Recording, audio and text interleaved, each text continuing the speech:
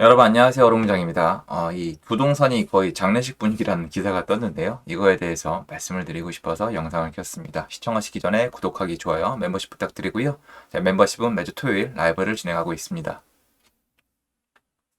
17개 광역시도 집값 전부 하락, 수도권 낙폭 10년 만에 최대. 지도 나와 있고요. 한국부동산원 자료고요. 다 내려갔습니다.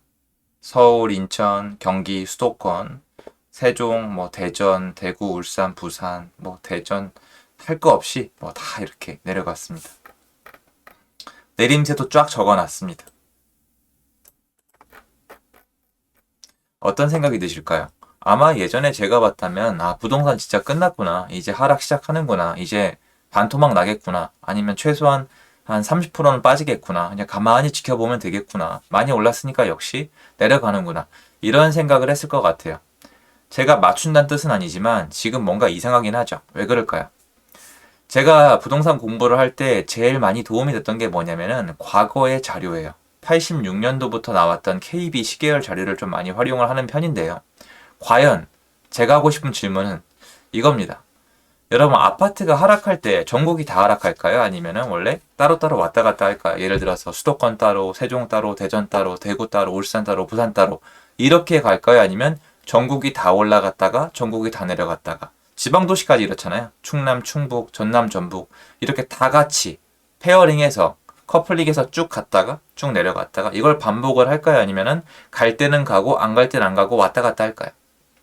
결론부터 말씀드리자면은 이렇게 안 됩니다, 원래. 이게 지난 정권부터 생긴 현상이에요. 지난 정권부터.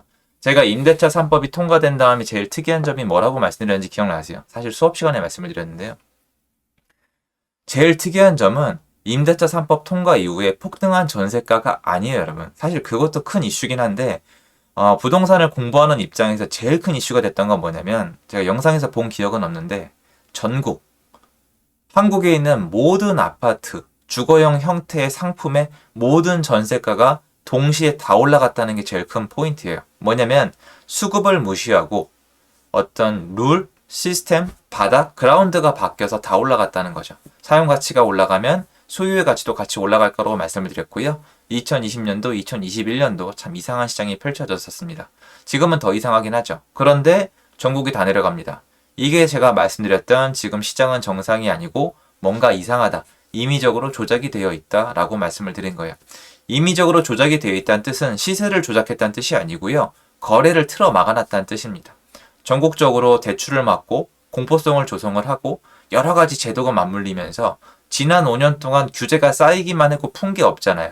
그러면서 결국 이런 모양새가 됐다는 거죠. 결론적으로 이렇게 돌아가는 게 맞습니다. 서울은 공급이 많아요? 그러면 떨어집니다. 근데 서울이 공급이 많을 때 부산엔 공급이 없어요? 그러면 올라갑니다. 부산은 공급이 없는데 대전은 또 공급이 많아요? 그러면 세종, 대전이 둘 다 영향을 받겠죠? 근데 또 울산에는 공급이 없어요. 그럼 울산은 올라갑니다. 지금까지 이렇게 돌아갔고요. 이런 예외 사항이 뭐가 있냐면 정부가 정책을 뭔가 큰 거를 펼쳐서 일시 기간 동안 이런 현상이 일어나거나 IMF처럼 대형 사고가 터지거나 국제금융위기처럼 뭔가 한시적으로 국제금융위기는 오래 안 가세요, 여러분. 2008년도, 2009년도, 2010년도 전국 움직임을 보시면은 다 따로 놉니다. 2008년 잠깐 좀 연동이 돼요. 왜냐면 그때는 심리적으로 멈칫했거든요. 전국적으로. 근데 2009년도에 회복이 되면서 그 이후로 2008년도 하반기부터 전국적으로 나뉘어서 돌아갑니다. 이렇게 한국의 부동산 역사는 같이 가는 게 아니라 따로 갑니다. 물론 연동되는 부분도 있어요. 뭔가 대단히 좋은 뭔가 호재가 전국적으로 터지면은 유동성이 풀리거나 금리가 내려가거나 뭔가 좋은 현상이 있으면 전국이 영향을 받아요. 그래서 우리가 지켜봐야 되는 게 있어요. 전국적으로 동시에 일어나는 공통적으로 일어나는 것은 전국에 뭔가 영향을 미치는 사건이 터졌다는 거예요. 그럼 저는 계속 여쭤봤던 게 이거예요. 거래량이 줄어들었어요. 전국적으로 거래량이 줄어들었어요. 전국 전부 다. 여러분 대출 규제를 합니다. 대출 규제를 하면 서울만 합니까? 전국을 다 합니까? 언론에서 공포 조성을 하면은 서울만 만들어집니까? 전국이 만들어집니까? 이런 거예요. 임대차 3법이 통과가 되면 서울만 적용됩니까? 전국이 다 적용됩니까? 분양가 상한제를 하면 서울만이에요? 전국구예요? 이런 식으로 구별을 해서 봐야 되는데 지금 전국이 일지로 다 내려갔습니다. 문제는 이거죠. 이것도 공포성이라는 거죠. 전국이 다 내려갔다. 그러니까 누가 봐도 정상적으로 이성적으로 판단을 하면 부동산이 완전 이게 밑으로 내려 박히고 있는 느낌이 드는 게 정상이에요. 그리고 이게 하루 이틀이 아니라 올해 상반기부터 정말 기사가 쏟아져 나왔거든요. 그리고 이건 확실해요. 압도적으로 제가 많이 느끼는 건데 언론은 조회수를 통해서 먹고 살거든요. 다들 인정을 하지만 현실을 바라보기에는 좀 부족한 부분이 있다고 저는 느끼는 게 뭐냐면 앞으로도 이럴 거예요. 앞으로도 이슈가 되는 것만 다룰 거예요. 조회수가 나오는 것만 다룰 건데 이제는 상승이란 단어보다 하락, 폭락이란 단어가 훨씬 더 많은 조회수를 가져옵니다. 저도 인정하는 게 상승장일 때는 저도 제가 좀 똑같이 방송을 한 것뿐인데 조회수가 더 많이 나왔고 지금은 조회수가 안 나오고 이런 식으로 변합니다. 저도 거기서 자유롭지 않고 저도 유튜브 크리에이터로서 그 일을 하고 있다는 걸 인정하지 않을 수 없는데 이 사실을 여러분한테 안 가르쳐주잖아요. 다른. 왜냐면 사실 그게 본업이 아니잖아요. 그런데 전국이 지금 다 내려가고 있어요. 그러면 뭔가 전국에 동시다발적으로 영향을 미치는 뭔가가 있는 거예요. 근데 작년부터 나왔던 게 이런 거 대출 중지 이런 것도 있고 아시겠지만 옮겨타기 같은 것도 안 되고 다주택자 12.4% 취득세를 바꿔놓은 것도 없고 종부세 때리는 것도 똑같고 그러니까 이런 거예요. 그래서 지금 시장을 지켜볼 때 요소들을 좀 잘 봐야 됩니다. 여러분 전국적으로 모든 지도 끝부터 끝까지 공급이 다 많을까요? 그렇지 않습니다.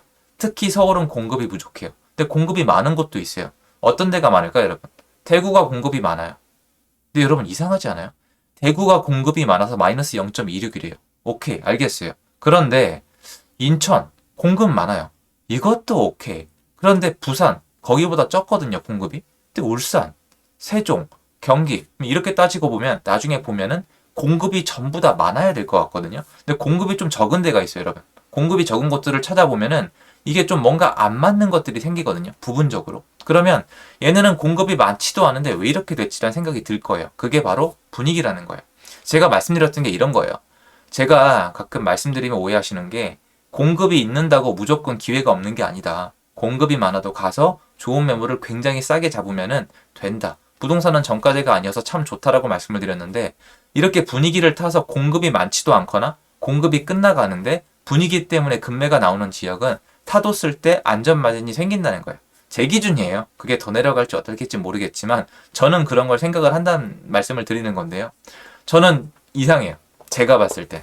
아니 전국에 왜 다 내려가지? 이건 뭔가 시장 운영을 이상하게 하고 있는 거구나. 만약에 지금 시장에 영향을 미치고 있는 요소가 제거가 되면 전국적으로 뭔가 동시다발적으로 다른 작용을 할 수도 있겠구나. 그리고 시장이 분명히 수급이 아니라 다른 논리 때문에 돌아가고 있는 게 맞구나. 아니면 지금 혹시 IMF가 맞나? 경제 위기인가? 긴축을 하고 있는 건 맞지만 경제 위기로 전가가 된 건 전혀 아니거든요. 환율이 올라가고 있지만 별 사건 사고가 터지고 있진 않거든요. 힘든 분들은 있겠지만요. 그럼 국제금융위기처럼 지금 전국적으로 뭔가 강타를 했나? 그렇지가 않죠. 코로나 같은 게 터진 게 아니잖아요. 그러면 부동산 규제나 부동산 대출이나 금리나 세금이 좀 세거든요. 세금 쪽에 문제가 있겠구나. 그러면 여기서 한 단계 더 나갈 수가 있어요, 여러분. 자, 만약에 제 말대로면 부동산 가격을 잡고 싶다면, 내리고 싶다면 정부는 진작에 방법이 있었던 거예요. 이렇게 운영하면 돼요. 전국적으로 하락을 일으킬 수 있는 거예요. 대출을 막아버리고 종부세 때리고 취득세 12배 중과하고 양도세도 뭐 나중에 중과 유예기간에 안 팔면 한 80%까지 때려버리고 그리고 계속 이렇게 압박을 하면 집을 안 팔면 종부세를 때리고 이런 식으로 뭐 전세 사기 또 규제하고 이런 식으로 하면은 집값을 잡을 수 있었을 텐데 지난 정권에서 왜 안 했을까요? 지난 정권 쭉 보세요. 김대중 정권, 노무현 정권, 이명박 정권, 박근혜 정권, 문재인 정권, 윤석열 정권까지 수많은 정권이 오갔거든요. 왜 안 했을까요? 이것도 한번 생각해 볼 문제라고 저는 생각을 해요. 왜 그러냐면 부동산 시스템은 그렇게 돌아가는 게 아니기 때문이죠. 그리고 시간이 더 지나면 알게 되실 거예요. 부동산은 상승해도 정치적으로 욕을 먹고 하락해도 정치적으로 욕을 먹고요. 여러분이 생각하는 것처럼 정부가 부동산 가격의 하락만이 정의라고 외치는 시절이 계속 지속되진 않아요. 왜냐하면 이게 분명히 세금과 여러 가지 자영업, 경제에 영향을 미치거든요. 그래서 앞으로 시장을 지켜봐야 되는데 이대로 되게 되면은 뭔가 운영하는데 더 부담감이 느껴질 수밖에 없어요. 지금은 제가 얘기를 해도 이상한 정신승리로 들릴 수 있는 거 정말 알거든요. 저도 그렇게 생각을 했었어요. 그런데 전국적으로 다 내려가진 않아요. 오를 땐 오르고 내릴 땐 내려요. 이렇게 다 내려가게 되면은 전국적으로 공급을 하기가 더 어려워져요. 지금 원자재 올라가죠. 시공사 주요 받고 있죠. 그리고 여러 가지 뭐 규제를 하잖아요. 분양가 상한제에다가 대출도 안 해주고 누가 분양을 받겠어요. 이대로 가게 되면은 뭔가 이렇게 운영을 하는 거에 대한 부담감이 더 빨라질 뿐이에요. 그래서 시간이 지나면 여러분이 느끼게 되시겠지만 전국적으로 다 같이 올라가거나 전국적으로 다 같이 내려가는 게 좋은 현상이 아니고 이상한 현상이에요. 정상적인 시장에서 펼쳐지지 않거든요. 만약에 지금 한국이 토목, 건설 붐이 불어서 전국이 다 짓는다. 다 미친 듯이 때려짓고 있고 여러분이 지금 차를 타고 어디를 올라가든 어디 휴가를 가시든 어디를 가든 간에 크레인이 다 지배하고 있다. 옛날에 일본 애니메이션 에반게리온처럼 타워 크레인이 하늘을 지배하고 있다? 그러면 인정이 돼요. 공급량에 따라서 갈 테니까. 전혀 그렇지 않거든요. 그래서 여러분이 수급을 한번 공부해 보시고 전국적으로 왜 다 동시다발적으로 이런 모습인지에 대해서 한번 고민을 해보고 이 시장이 지속되는지 앞으로 같이 지켜보시면 저는 많은 공부가 될 수 있다고 생각을 합니다. 도움됐으면 좋겠고요. 제 영상 여기까지입니다. 감사합니다.